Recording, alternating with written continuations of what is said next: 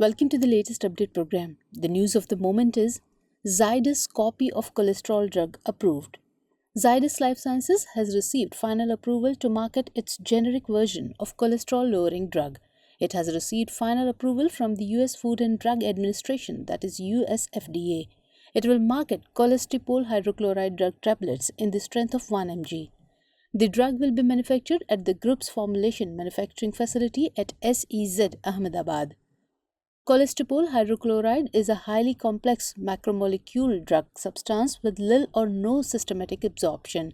It is a generic version of Colestid. Colestid is used along with a proper diet to lower cholesterol in the blood. It works by removing bile acid from the body. This causes the liver to make more bile acid by using cholesterol in the blood. This helps to lower the cholesterol levels. This medication is known as a bile acid binding resin. Significantly, lowering cholesterol helps decrease the risk for strokes and heart attacks. Dear viewers, to watch this topic in Hindi, please visit our Hindi YouTube channel.